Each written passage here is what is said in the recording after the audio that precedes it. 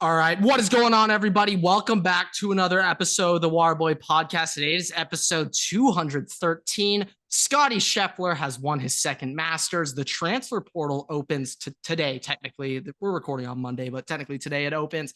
And the NBA playoffs are set. So some other news to go over as well. I mean, the most important thing, the WNBA draft is tonight.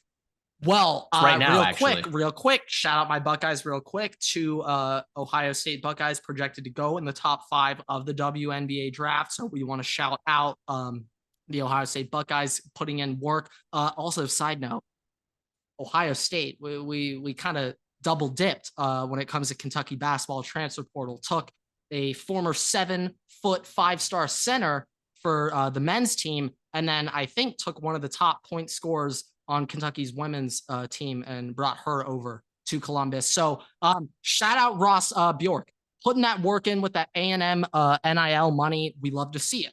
We love to see it. Yeah, those are the updates. No, not you, Cardell. Not you, Cardell. You don't get a round of applause. I want to say, objectively speaking, it is hilarious that the transfer portal for college basketball technically opens the day. Well, shit, even before you're eliminated from March Madness, it's in theory open. Yeah, no. If Jack Golke had another year, immediately in the portal. What was the Doug Edert immediately? Doug Edert when St. Peter's immediately hit the portal. And they went on a little run too. They made it to the Sweet 16. No, the moment after that first game when he showed out, he was like, "I'm going in the portal no matter what happens." Well, the best it was Edert and his coach both took new jobs within minutes. Apparently, Doug Edert has sucked though. I heard he has not looked great on his new team. I couldn't tell you where he is playing right now. To be honest, he's a St. Peter's legend forever though. Well, I will say Shaheen Holloway, now head coach of the Seahawks Pirates. They won the NIT. They won the NIT. The Jack Golke. It's the Jack Golke, Doug Edert dilemma. It's sometimes you live long enough to see yourself become the villain. Jack Golke, he was a hero. Doug Edert, now he's a villain. I mean, both are heroes. He's on Bryant now. He's on Bryant. Both are heroes when it comes to Wingstop impromptu NIL deals. Mid-tournament in the hotel rooms. NIL Wingstop deals. They're both. Or was it Buffalo Wild Wings? Ooh, that's a little bit more. It was one of the other. I think it was B-Dubs. Yeah, I do think it was Buffalo Wild Wings, not Wingstop. One or the other though. One of those two. So you know what? We made our rounds there. Okay, we're on the topic. We kind of need to actually real quick stay on college basketball. The other week, you piqued my interest when we were talking about a little NBA draft thing. I was just Googling NBA mock drafts, and many of the mocks have Zach Edey in the 20 to 30 range. And many profiles I've seen say he's not even a top 5 center in this draft class. Do you have any qualms with those opinions? I think that I originally was told Zach Edey was going to be more of a lottery pick, which was obviously wrong. I got my source from Barry. I got my source from Barry, clearly. But he was one of the most trusted NBA college basketball ESPN analysts. Got me, guys. CT ESPN got me. Okay, you did get CT ESPN. That is true. I don't know, but I do think that. All in all, he's not one of the top centers in this class. He's big, he's a super tall guy, and that's why I think he's going to be drafted earlier than most teams would probably in an average year. But outside of that, what does he do? On offense, he comes up to the rim, he stands there, he cherry picks. You're not going to be able to run. Great little baby hook. Yeah, no.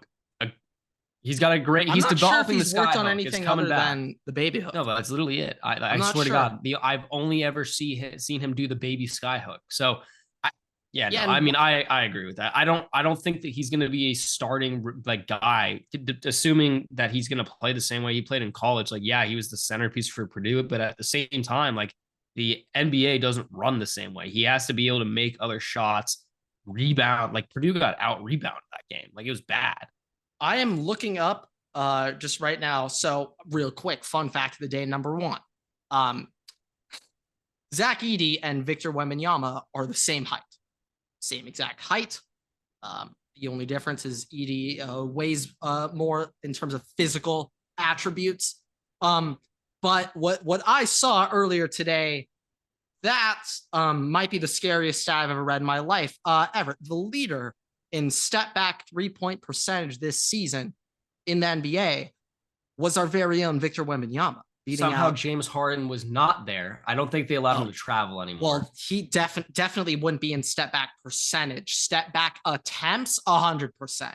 Percentage, no. Even in Harden's like his MVP year when he was averaging 36, he was making like 5 threes a game, but he was shooting 17. So take it with a grain of salt how elite of a shooter Harden was. He's on the Clippers now, right? Oh yeah. Out on LA, enjoying life. Gonna have a new stadium. A lot of wings right now. Enjoying those wings. Yeah, I mean, I recently I went to a Clipper game earlier, and bro, Harden was unreal in that game. But we're not talking about James right now. We're not even talking about the Clippers. The fact we even gave them more than 3 minutes, or shit, we did not give them that long. The fact we spoke about them gave for them maybe 20 5 seconds. Disgusting, gross, awful. Never again. Although I don't know how the Mavs are favored for them in the first round. That boggles my mind. But Kawhi might be on load management because that's how it always goes. So, yeah.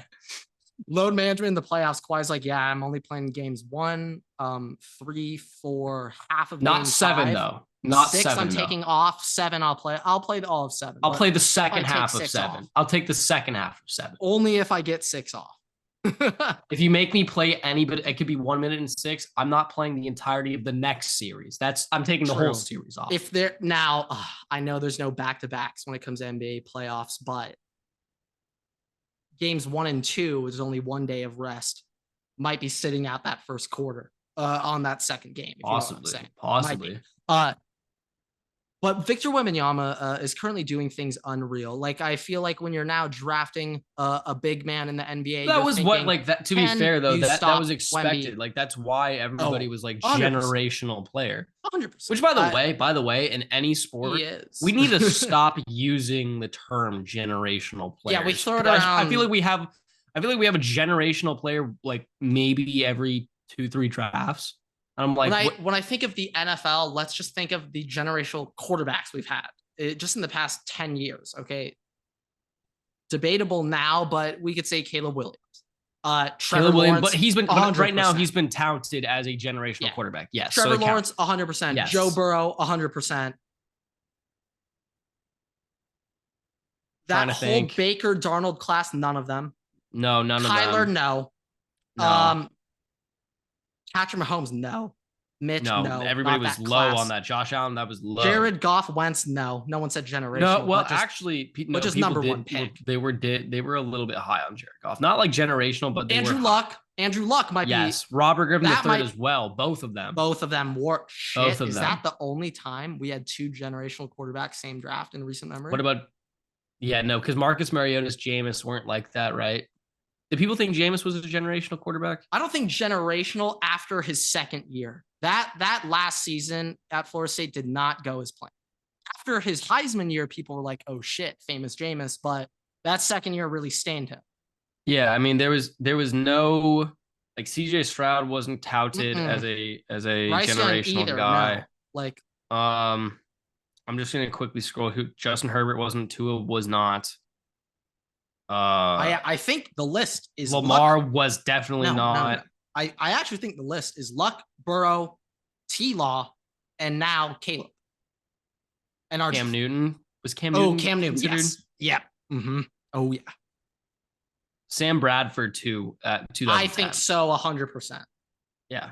Matthew Stafford the year right before him. I think so too. That's like the last like 14 years. Yeah, 15 but years. It doesn't happen very frequently. But it's frequent enough when it's when you're considering generational means like literally once in a generation. So yeah, no, you're this is not a great day. Not a great day. Not a great day. It has not been a phenomenal day for the Water Boys today. Yeah, I mean, shit. Anyways, there's not a but also in generational the draft NBA, pick in in the NBA, when this it's like year. less NFL, people, maybe Marv. Would Marv? yes, he's generation. He's a generational wide receiver Ooh, prospect. I totally forgot. We've just been thinking quarterbacks. But yeah, no, Saquon was considered generational. Yes. Okay. Myles Garrett, generational. Clowney was considered generational. Quentin Nelson was I generational. would actually say yes. I would. Oh say no, he was yes. 100% touted as generational Hall of Fame. Like, yeah, I mean, Kyle Pitts, he was a guard and went like what 6? Yeah, Kyle Pitts was considered generational. Yep.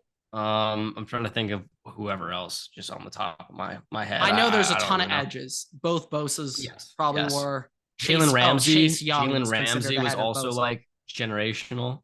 But like in the NBA, I feel like it's even Adams, worse. Derwin James. No, I don't think so. Highly touted, but like you need to be in those like first 10 picks to be considered generational to begin with. Like that's kind of I feel like it's top 5. The only exception is Quentin Nelson at 6. Well, to be fair, but it's dependent on like if you're like, I mean, Steven Janikowski, by the way, generational only first round pick for a kicker. That's the limitation. He lived up to the hype, though. He did. He actually lived up to the hype. He did.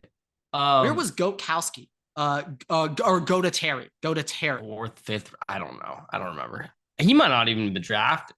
I don't know. I'd assume he wasn't, but but like the NBA is even worse. The NBA is even worse because like every year Zion, you feel like the first had like overall Zion pick a couple years ago, and then Wemby's this year. Like you immediately start hearing about guys. The NBA, it's way more common. I feel like, you know, I've debated. I've asked you about this. You're way more of a puckhead than I am, and I feel like when it comes to NHL, it's like not every year, but kind of same with NBA. Every once in a while, you got some kid who's expected to just come out and dominate as a rookie, like Connor Bedard this year. I know he's been hurt a lot. He's had a lot of issues, but like I think of like Jack Hughes. That dude's a stud now. But I don't think that it's as big McDavid. Like they call him McJesus. You know, we're a little biased because we're not as in tune with the NHL and other sports. But I feel like even if you're don't sell yourself short. You do it every time. You're a massive puckhead. Even if you're not in tune with some sports, you do hear about it when people are talking about it. Like if you weren't in tune with the NBA, you would have heard about Clark right now. You would have heard about Wembanyama. Like, by the way, she just went number 1 to Indiana, so she's waiting her 4 years, but however long that contract is, to get out of there. But it's okay. Yeah, I got no idea how. I don't know how the WNBA contract structures are. No, I did hear though that the team with the most televised games this upcoming season, I'm pretty sure, will be the Fever. Oh, really? Well, yeah, you got Caitlin Clark. That makes sense. It makes although I did see that LA has 2 first-round picks. They have pick 2 and 4, so they're at least getting paid. So and somebody else. Did she declare? Because I think she technically still has another year because she got hurt. If she didn't declare, that is absolutely horrendous for LA. I don't think she's in the draft. I could be so wrong. She is not. She is not. Because I know she got hurt. I mean, just very low key. Paige's very first year, she was way more of a star than Caitlin Clark. I feel like. Am I wrong or I couldn't. I'm not that.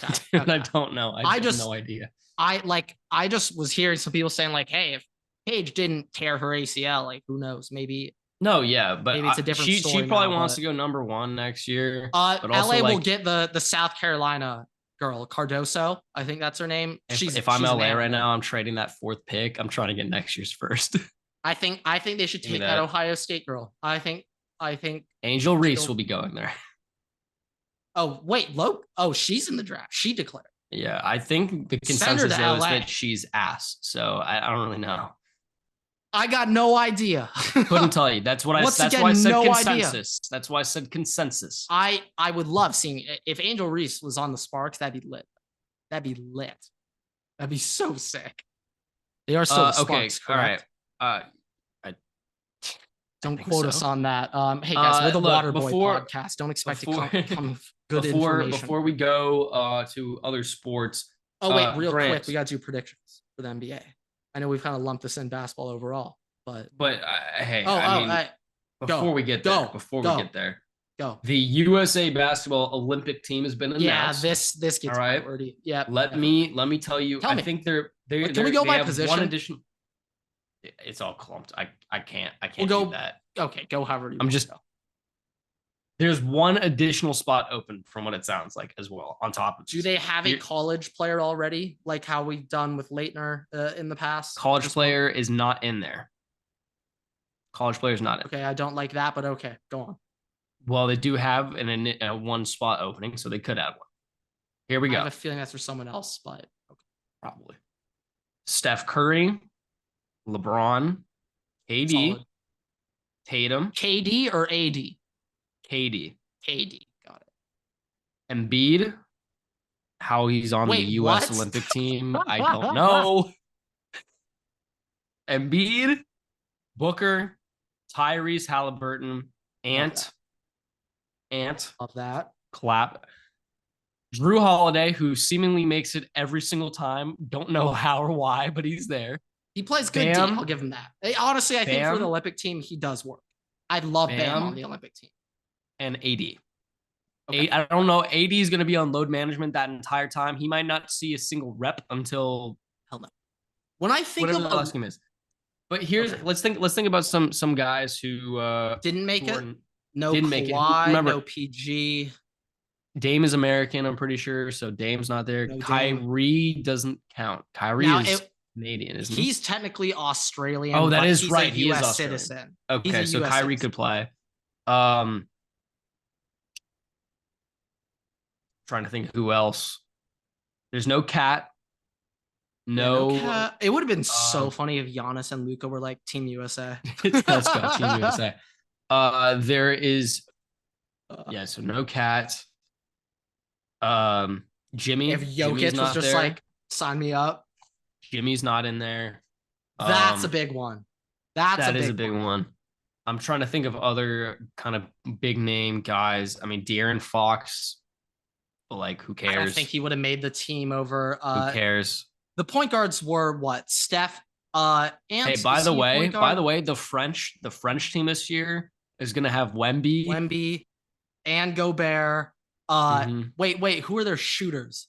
I think they got some shooters too. Like they got some guard play. Evan Fournier. Damn. If only Tony. I'm gonna look it up. I'm gonna look it up. They got a good little team. Nope, that is not where I want to go. Don't look up Tony Parker France or Boris Diaw France. Don't look those guys up. Yeah, no, I'm trying to see. Okay. Well, apparently they thought they were gonna get Joel Embiid. Wait, no Tatum? Tatum's on there. Oh, okay. Maxey? No Tyrese Maxey. Yeah, so they originally thought that they would get. Wait, tell me the point guards again. Halliburton, Steph, and who's the last? Halliburton, Steph. I guess Booker plays shooting guard and plays shooting guard. Does Drew Holiday play point guard? I guess in theory, yes. Okay. So I mean, there's just the mix of shooting and point guards are basically they're all going to interchange. Like they're going to play both. Yeah. I think Ant plays small forward, point, and shooting. So he plays 1, 2, and 3. If I just remember this correctly, for the Timberwolves, like kind of what the Lakers did their year they won the bubble, like on defense, LeBron's the 4, but on offense, he's the point guard, Avery Bradley, you're now the shooting guard. But on defense, still guard the 4. I wonder if Ant, it's something similar where he is, 6'6", 230, like he is trusted to guard wings on the other team, but he's the best ball handler, let him run the point. I think Probably. It might be something like that. And like, he's a very key player when he's on the court because that provides a secondary ball handler option and he plays excellent defense with his size. So I think Ant will get a lot of minutes and also just like he is just younger than some of the other like they will want him on the court to play. That's pretty interesting. That seems pretty close to somewhat of a stacked lineup. Like a couple players missing. Butler, I would say, is big. I'm like kind of surprised they didn't give De'Aaron Fox or Tyrese Maxey a shot, but like because you have like LeBron or and Kevin Durant, Middleton typically gets a bid too. I feel like he definitely would get a bid for this. He typically gets a bid. Because all of shit positions 2 through 5 are all elite scorers. Your point guard can be Drew Holiday. You know who really he can snubbed? Just be there to run the court and play great defense. He does. Where the fuck is Austin Reeves? Where is Austin Reeves? Yeah, guys. Where's Austin Reeves? What the hell? Shit. All I know right now, if Rui Hachimura was given a chance to leave Team Japan and go to Team USA, he would have taken it. I know he would have. I can tell you firsthand, though, Jaylen Brown was not trusted to come to that I was going to make a joke like, Jaylen Brown. Wait, the hell? We're trying to win here. What am I saying? I think maybe to a degree, slightly surprising, Brunson didn't get an invite, but I think he's a little hurt, banged up. Trae Young also was not invited. He'd be a detriment to the team. He's so bad at defense. He'd be a detriment. I genuinely think he'd hurt the team. Yeah, that's possible. They wouldn't let him. Brandon Ingram or Zion as well. Zion, I was a little bit surprised they didn't. I don't know if you can bring him to Paris, though. That might be a problem. That's probably the first problem. I mean, God, the baguette sales in Paris for that time, though. Woo! We're talking money made. Yeah, we're talking bread, dough, literally to be spent. But yeah, I was seeing, I slightly surprised. I was gonna say Shea. Shea's Canadian, so he does not qualify. I would guess actually, if anything, Donovan Mitchell. Crazy that the 3 players in the NBA averaging over 30 points a game are all international players. None of them are American. Yeah, I was thinking about that. Like, if anything, you telling me that list has just made me realize how, oh shit, the rest of the world has caught up and some. Yeah, we might be getting a Spain USA kind of vibe match this year. Yeah, I mean, that Spain team, both Gasols, Calderon, Luis Scola. Wasn't Rubio there? Rubio. They had a damn good team, like really good team. So yeah, this is gonna be interesting. The Olympics and it's kind of all I really had to think about. We could do quick little NBA Finals predictions. Yeah, let's do Finals predictions. As 2 guys who have watched every second of the NBA this year, I haven't missed a game. We got everything. We got all the intel, all the insight. Everett, you're looking around your shoulder like there's a. I hear my housemates talking right now. I just need to make sure for quality assurance purposes. Like when you're on the phone call, this is recorded for quality assurance purposes. Gotta make sure that the mic is good. Can't hear anything on my end. But... Okay. Look, I will give you. Let's have some fun, Grant. I'm gonna give you my Western Conference champion. You give me your Eastern Conference champion. Then switch. Okay. All right. Okay. All right. You want me to go first with the Eastern Conference champ? Yeah, you can go first because actually no. Let me. It doesn't matter. You can go first. I got the Celtics winning the East. So surprising. Incredibly surprising. I'm not sure how many games they'll lose on their path to the NBA Finals. They look like a pretty well. Remember, they do have playoff Jaylen Brown. Oh, very true. So true. Give or take. Do not get me wrong. Give or take. Now, I will say for the West, everybody is very, very close.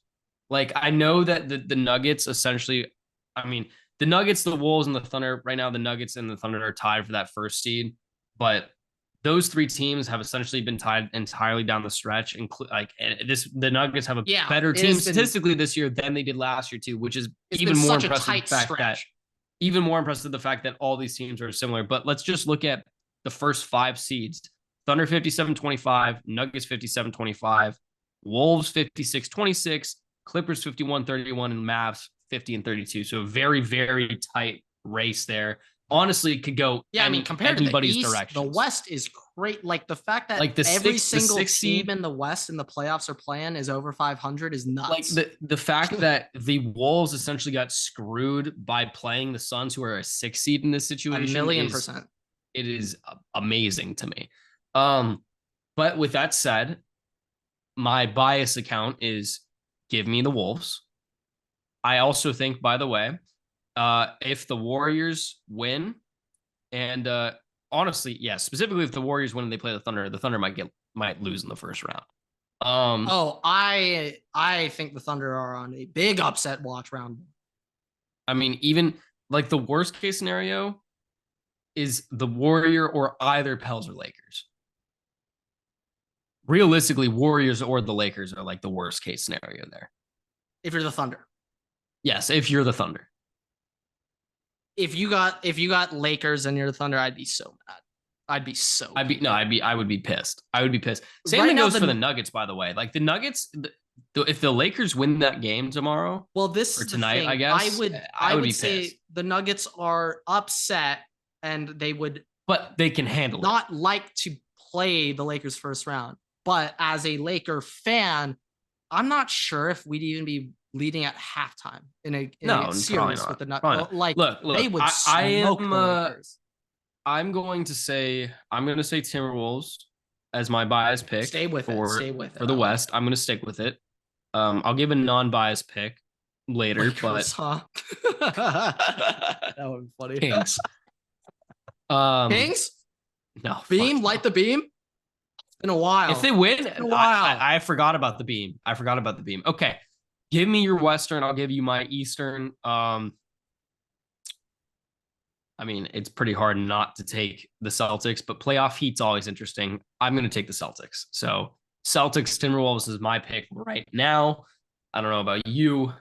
So I've got the Celtics winning the ship. I got the Nuggets making it there. But and this is, when it comes to the NBA, I feel like that's one of those leagues where, yes, the 1 or 2 seed does have a big advantage. And in a 7-game playoff NBA series compared to other sports leagues, the NBA higher seed has the best chance of advancing and moving forward or not getting upset. I don't know if I agree with that on the sole purpose of they have to play in the first round.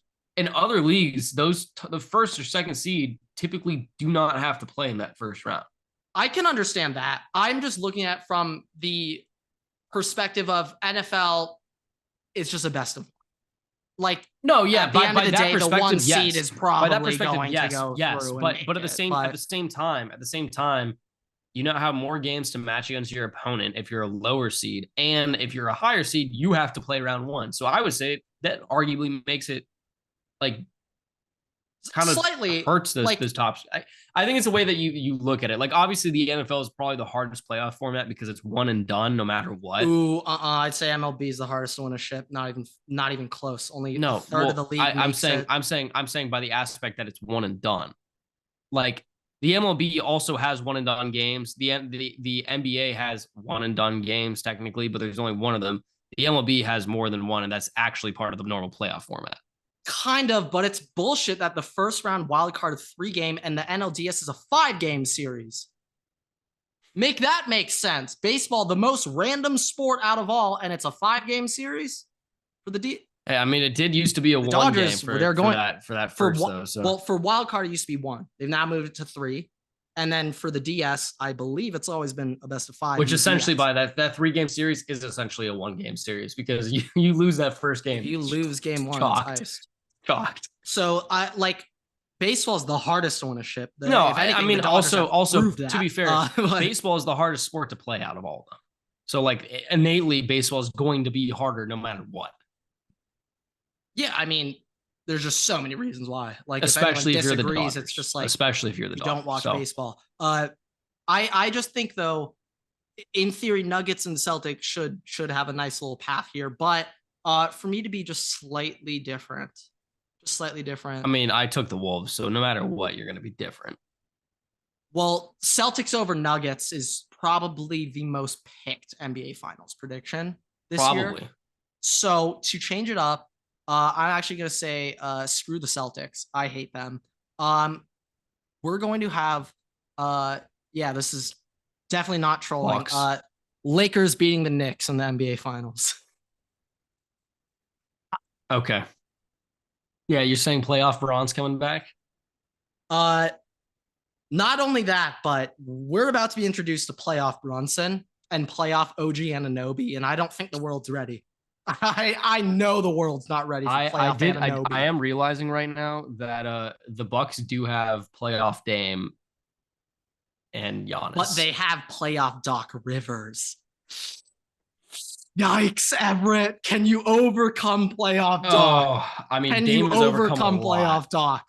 Dame's overcome a lot, but even if Kawhi couldn't overcome playoff Doc, I don't know. Playoff Doc, man. I don't know. I don't know.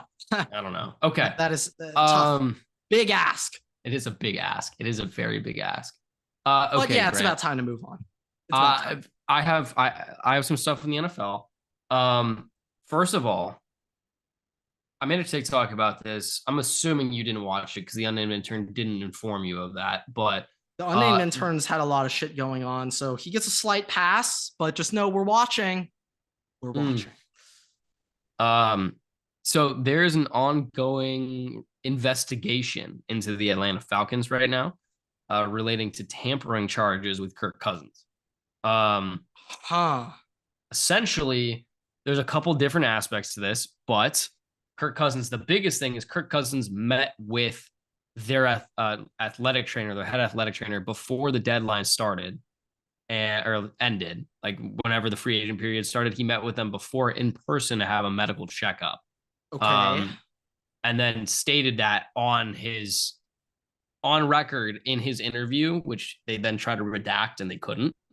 And then there's other negotiations with Kirk Cousins and the team and team members, Kirk Cousins and players on the team, and then Kirk Cousins like trying to get other players like Darnell Mooney to come to the Falcons, all technically before the normal period would be. So in comparison, last year there was not similar, but there was a tampering issue with the Cardinals and the Eagles, which, by the way, if you're the Cardinals and you're going to tamper with somebody, why the fuck did you tamper for Jonathan Gannon? What the fuck are we doing? The bus is rolling. All right. I was not a believer in the bus, but damn it. Yeah, we'll see this next year. Well, shit. You're correct. You're right. But they ended up doing essentially.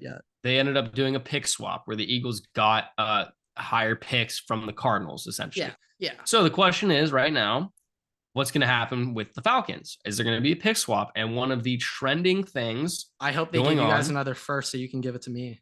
The trending thing going on is that the Vikings and Falcons pick swap their first round picks. So the Falcons get pick 11 and the Vikings get pick 8. And the thing is, if that happens, pick 8 is way cooler than pick 11. Way cooler. If that happens, one, it's just within the range enough to be not enough points to be detrimental to the Falcons. They still have a high pick. It's not Second like of all, stripping that them would like give the Vikings. That'd give the Vikings so much of a boost when it comes to trading up or getting a quarterback. Take that shit. Where you don't even want having that 8th pick, you're in the top 10. There's so much. Then that also completely alters the rest of the draft. Where instead of maybe the Falcons taking a player, maybe the Falcons now would trade back in a spot the Vikings wouldn't have. Maybe a player that originally was going to be there at 8 will no longer be there at 8, would no longer be there at 9, 11, 10, whatever. So that completely could change. Go for it, 8. Dallas Turner. Well, depending on how things go, you might hate that. But or Teron Arnold.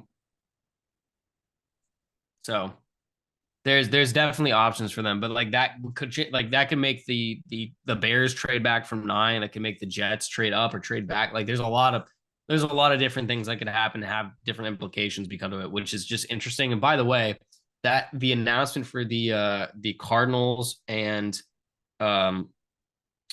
Eagles issue was like 2 hours before the draft started. Like it was like the day before the draft, like a couple hours before the draft. So it's the same thing last year. Everybody kind of forgot about it until it was announced. Right now, like people are forgetting about this until it's going to be announced. Like there's going to be something. It might not be picks 8 and 11 swap, but there will be something because the NFL can't be like brush it under the rug. Like it's fine. Like it's pretty. Like it changed the landscape. Atlanta's for multiple getting teams. Punished for and it. Kirk Cousins being the number 1 quarterback on the market this year, being a quarterback too. It's like that's going to carry a little extra weight than John Gannon.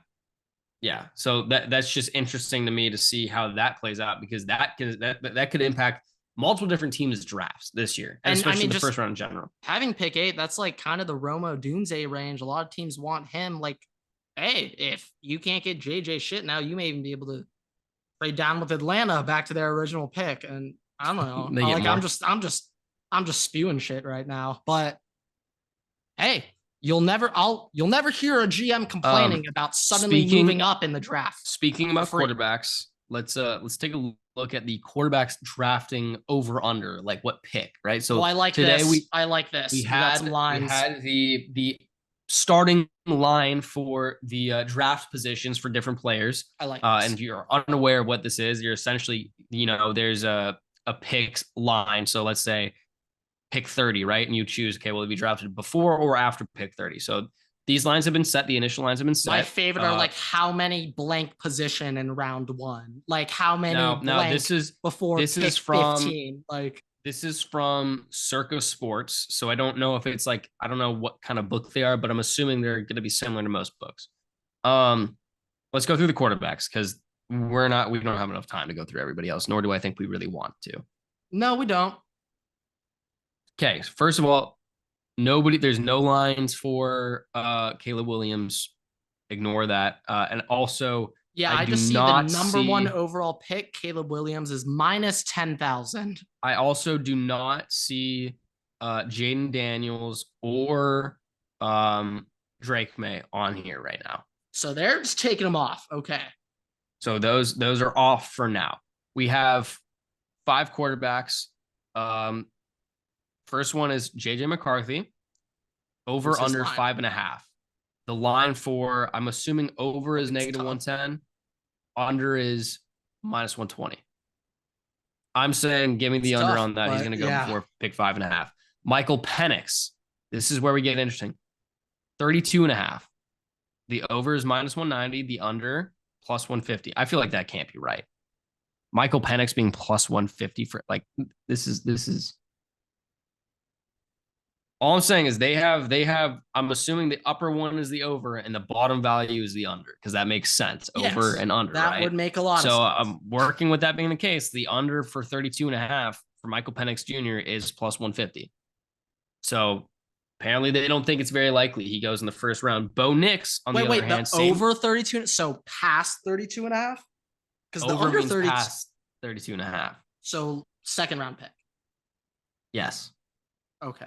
So they think he's going to go in the that's first round. That's what they think. I could have these values wrong, but they really think he's going first. I'm gonna be honest. Whoever wrote this fucking infographic really fucked up by not seems putting like there's some designations here. There's some problems. Yeah, no, they really didn't do a great job. Okay. Yep. Okay. So that is what it is. I do have picture evidence from somebody in the comments section. So that is what it is. Bo Nix, better lines. 32.5, like Michael Penix, but is minus 120 for over and minus 110 for under. So closer line for like Bo. He's closer lines, closer to even, and more likely to go in the first round than Michael Penix. Spencer Rattler is at 86.5, which I believe puts him in the fourth round. That's third. Late third. Is it third? It's like late third. It's like mid dead center third. 32, 32, 64. Oh, that is right. Yep. Yeah, I forgot the second round exists. 86.5. He is even. He is even at 86.5 for over and under. And then that's such a weird number. Our favorite. Give me the over. Our favorite here. Shit. Michael Pratt, 165.5. I believe that puts him in the fourth round. MC Hammer time. MC Hammer time. He is dead even as well at minus 115. I will tell you firsthand, under. Take the under there. What? Behind Spencer. If he goes later than even 165, I'll be very surprised, because I think that he is a very, very good player and very underrated, and people aren't acknowledging that. That's nuts. So those are the quarterback lines. Do they have Hardman on there? Hardman? Sam No, Hartman? Sam Hartman is not on here. But one guy you might be interested in, Marvin Harrison Jr. His line. Yeah, actually. 4.5. This is where things get interesting. It's the perfect line to set it at. The over at 4.5 is plus 295.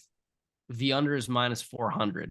Keep in mind, we don't have lines on multiple quarterbacks. I just feel like there's just value there. And if that happens, no, like the value is plus 295. Value there. Like I expect him to go number 4 to Arizona, but just the value there is so good that like, damn it. That makes me look twice. That makes me think. Troy Franklin, by the way, is 41.5. McConkey is above him. And Adonai Mitchell is 17.5.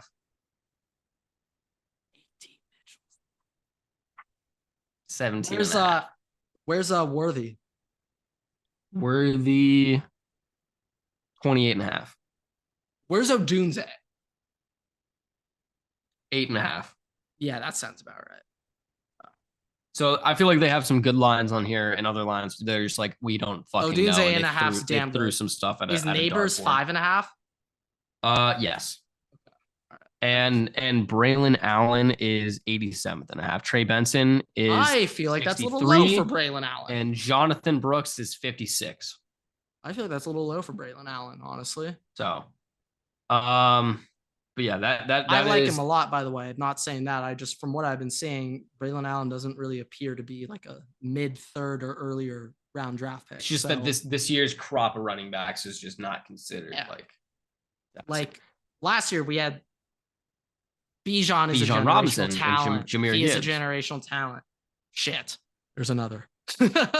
Well, to be fair, we all were like, what the fuck did you just do lines when they picked him at 14? Like I was actively making fun of the lines last year. Say that. And now I had somebody I saw, they quote tweeted, or they like, I don't remember what they did, but they it was on the podcast Twitter account, and we were tweeting from that account. And the unnamed intern said, damn, the Lions keep messing this up. This is like hilarious, something like that. Like how do you keep screwing up these picks? I missed this, but and they were like, yeah, you think they messed it up now? And because I think it was the tweet talking about Sam Laporta in round 2. Like, what the fuck are you doing? Because they essentially traded TJ Hawkinson for Sam Laporta. I mean, I hate to say it. Yeah. It ended up being a win-win for both sides there, that TJ Hawkinson. Worked out until Kirby Joseph took out TJ Hawkinson's kneecap, but I did read that TJ Hawk is a on team hit me high, do not even look at my ACLs. Yeah, he is a not a happy camper, right? He was like, just give me a concussion. I would have rather headshot me. I'll pay the whole fine. just take me out, just not in the knees, please. So I don't really know. Like, do you have college football, anything for the portal as of coming out today? I got a couple of things. Expectations. While you were just on the topic of that last thing, this just brought me up to Tyler Glasnow. The other week we were talking about like the injuries, how Glasnow he brought up in 2021, how he thinks it's suddenly removing rosin and sunscreen. That's what's causing his grip issues. Like he would claim, I'm waking up the next day after my starts feeling pain in places I've never felt before as a pitcher. Glasnow kind of corrected what he was saying, and he said, I made those statements because that rule change happened in the middle of the 2021 season. So now, do you know what I heard? What I heard today from Jeff, what's his name? Passan. Who was on an interview with Pat McAfee today. Yeah. In the interview, he was like, yeah, so does he pay or injuries? This is injuries. Okay. There's not much about his Ipe content was hilarious today, but it was hilarious, but there's not much that like nothing really new. But but he was like basically saying how it's like we've noticed the injuries, and the biggest thing that we've realized is they've got second graders not abiding by pitch count, so they're just blowing out second graders' arms when they first start pitching, and they're like we went through all these, and basically majority of programs are in violation of like what the pitch counts are supposed to be. So by the time they get into the upper levels, their levels just fucked. Absolutely dead. It's kind of the same thing with AAU basketball. The AAU kids are playing like 5 matches per day every weekend. So they're playing like 5 to 10 games a week. They're not practicing at all. It's like Zion, by the time he entered the NBA, the amount of jumping that he's done in his career, of course he's going to have serious injury issues. It's not sustainable jumping 45 inches in the air multiple times a night when you weigh 280. Obviously, something's going to give. But yeah, now he weighs 320, and that's a whole nother problem. That Nola Gumbo. I don't blame him though. I get it. I know you don't. I understand. Trust me, I know. But just for the baseball sense, what Glasnow was pointing out, which I thought was so interesting, is that he said he would, knowing his injury history now, and shit, I think there's only one season he's had in his MLB career where he broke 100 innings in a year. So that's how injured he's been. He himself said, if I could go back and change my approach, I wouldn't at all, because the reason I'm in the MLB is because I throw as hard as I can. That's why I'm here. And Glasnow was saying that if he were to redo it, yes, he would still continue trying to throw as hard as he can, knowing that, hey, I mean, look, if you want to make your money, because you throw as hard as you can, get paid, and if you get hurt, Elitrosh is only a phone call away, brother. So that's how they think. We've obviously had, as a Dodger fan, I don't love that. Had so many pitching injuries this year. Yeah, and now Bobby's the Dodgers out. Specifically, we were talking about this before. We were like, we are so thankful to have this much depth when it comes to our pitching situation. The only thing we didn't realize is we didn't have depth in the bullpen, and that's becoming a large problem. Well, our boy Kyle Hurt has been called up.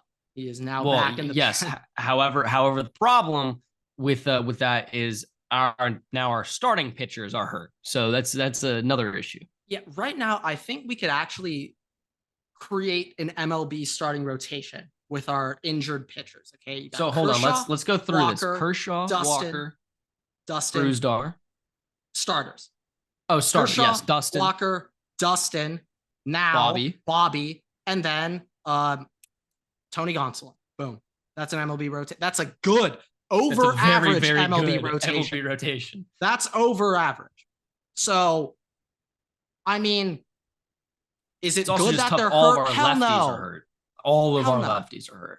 Bro, we had a lefty reliever pitch the other night where I swear, if I had never seen him pitch before, it had at least been 6 years since I've seen him pitch in the MLB. It was crazy. We always have some random guy that just shows up again. We're like, you are still in the MLB? Yeah, I fear that I can see it right now. The kryptonite of this offense is lefty starting pitching specifically. Okay, just with how lefty dominant our lineup is, that's how you're going to attack our 1 through 4 come October. Also, I will say, it's concerning. Very unfortunate that we gave up Michael Busch. Yeah, very unfortunate. We did. This is the thing about Busch I've been saying for. I think Michael Busch is 28. Okay, is he? He's on the Cubs now, right? With Belly. And if I remember that Cubs trade correctly, we traded Busch and we traded Yency Almonte for Jackson Ferris, who's a very top level prospect. I actually believe he's a top 3 player in our farm system right now. So from an angle of keep the farm system intact, we have the best team in that one be on paper. Let's go rebuild farm system. I love the move. I love it 100%. And also going back to past years, how we're saving up for this offseason. I don't necessarily say we should have traded him. I mean, here's the thing. Remember our original plan was like, okay, we did not get the value out of him. Why don't we put Will Smith at either third or first, and we'll bring in one of our current catchers back up once Freddie's gone, right? Other thing is Michael Busch would have been taking the other spot at first or third because Max Muncy and Freddie will probably be gone around the same time. So now that we don't have that, that's a small problem. Well, I mean, it would have been great having Michael Busch at second this year.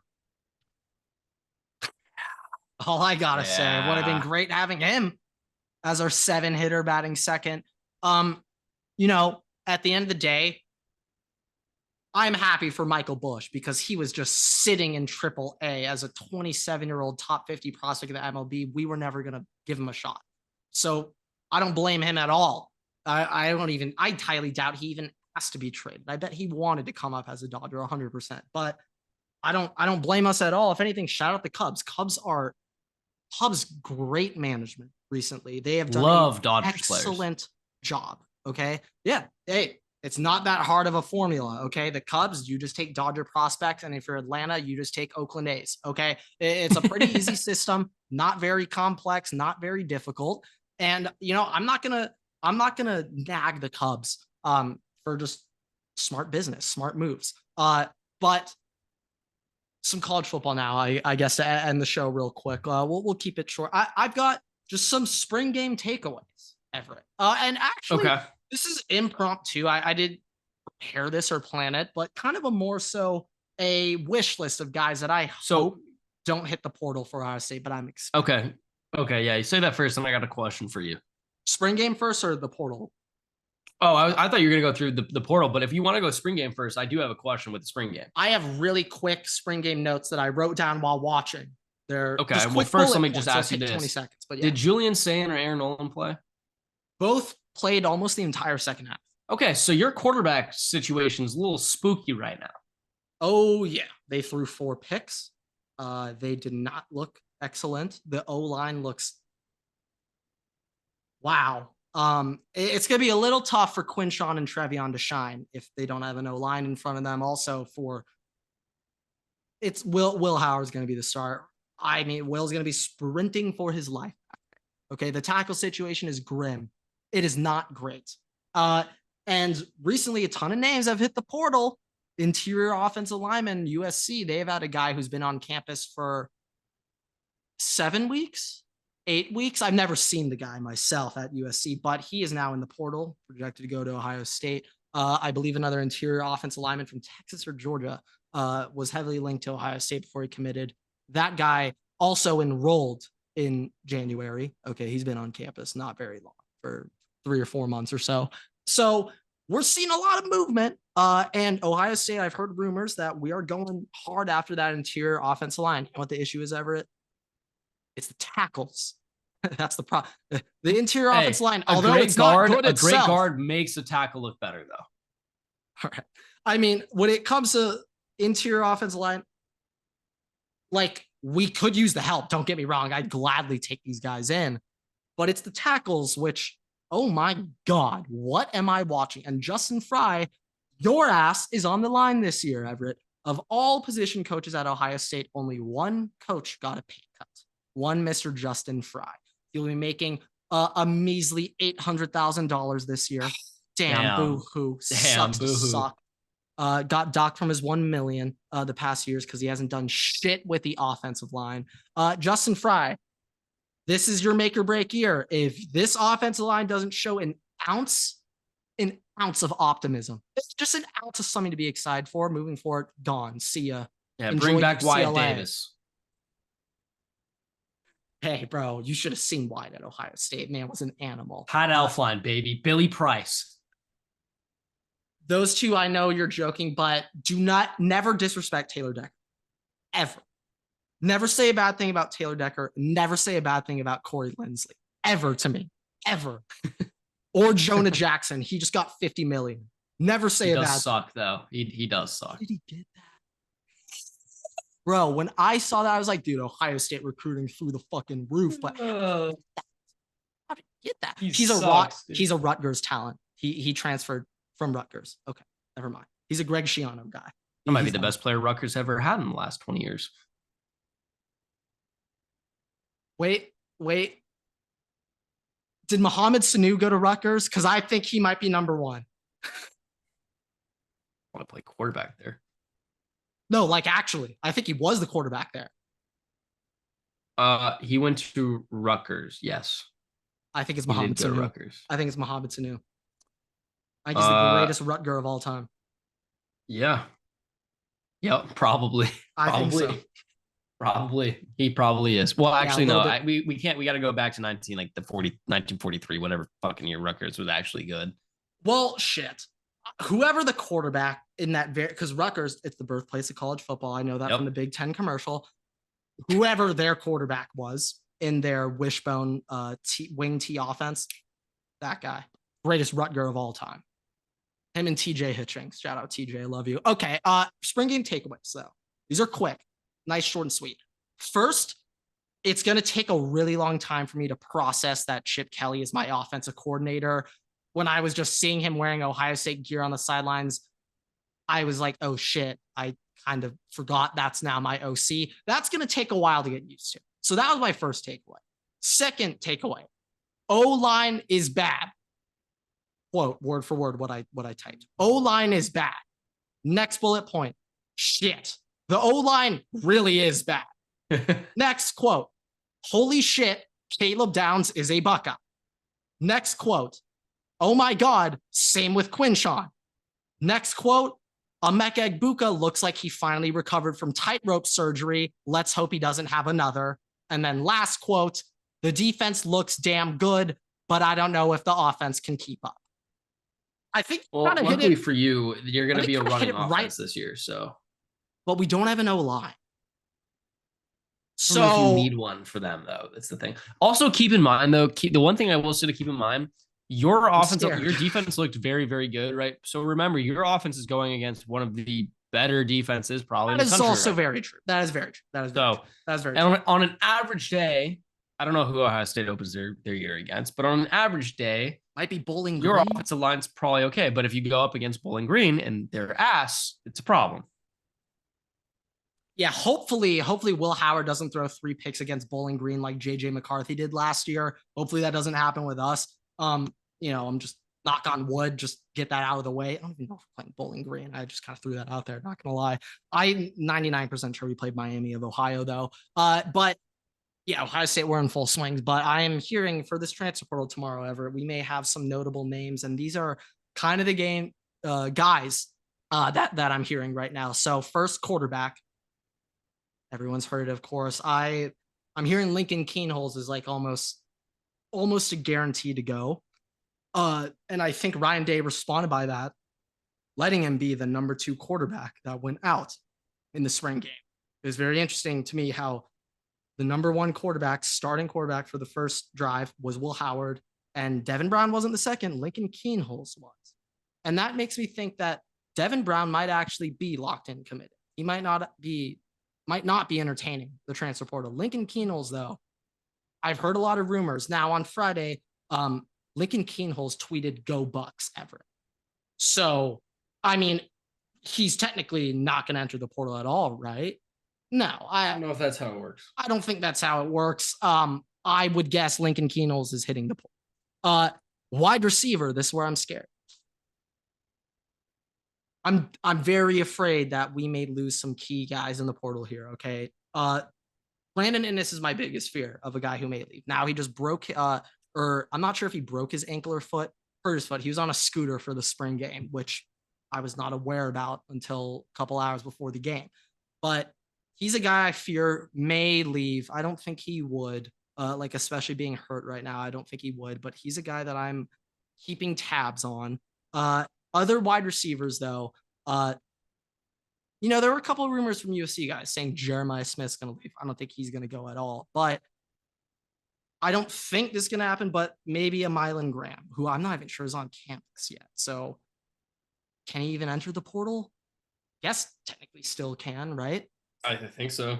Yeah, but I fear for guys like him, like a Kojo Antwi, like a Keon Grays. I'd be shocked if none of them left. I'm just expecting it based on how it works now. Jaden Ballard, I expect to stay 100%, even though he should 100% go for both sides, for him and Ohio State's sake. And then running back, we know Dallin Hayden's leaving. That's already been confirmed. I was thinking for a second, maybe James Peoples also entertains it. He's a true freshman this year. He was a big Tony Alford guy. He felt very blindsided when Tony Alford left for Michigan. So that's a guy where I wouldn't exactly blame him if he left, but I don't expect him to. But the big one, the guy that we cannot let leave, he cannot go, he needs to stay, is Kenyatta Jackson. Defensive end out of Florida. I believe this is his second year at Ohio State, maybe even third year. Kenyatta Jackson, top 100 recruit out of Florida, playing D end. He's a guy who's not gotten much PT, and I'm pretty sure him and his family are quite upset about their lack of PT, and JTT and Sawyer coming back this year. They want it to be the Kenyatta show. So that's a guy that I'm almost certain is gone. I'm almost positive he's going to be leaving. He'll be gone. That's going to hurt so unbelievably much. I don't know what this DN depth looks like now. I guess Caden Curry, get ready. You're going to play a lot next year, brother. So we'll see. Kenyatta Jackson's my number one. We need to keep him. We need to keep him. I am so afraid he's gone. I mean, look, I'm not one who's dialed in with Ohio State football, so I couldn't really tell you. But Calvin Simpson Hunt, defensive back, corner from the state of Texas. He was previously kidnapped by the Texas Tech coaching staff. They were not letting him see other visits. Ohio State, we had to beg and plead to free CSH. He was freed. I'm hearing rumblings that he may be leaving here as well, but fingers crossed. CSH, we love you. Depth is a big component for you guys, especially down the stretch. But on a baseline thing, you're gonna whoever you lose, who's a depth piece right now, you're going to get another guy. We'll get a. I wouldn't be too concerned about that right now. Now, if you somehow, I don't know if anybody from Tulane is gonna go, but if you end up getting one of our guys, I'm gonna be pissed. I'll call Ryan. I'll DM Ryan right now and say all of them off limits. All of them off limits. I'll tell him right now. I'll do it right now. But yeah, I think with that, thank you guys so much for watching, listening, rate us 5 stars. You can find us on Spotify, TikTok, YouTube, Twitter, and on Instagram at WaterboyPod. You can follow me and Grant on Twitter at Everett and at WaterboyGrant. We post new episodes every Tuesday and Thursday on YouTube and all podcast platforms. So make sure to subscribe, turn on notifications so you don't miss a single episode. Post on TikTok every Tuesday to Sunday. Check out that for exclusive content as well as Instagram. With that, we will see you guys on Thursday. Water was out.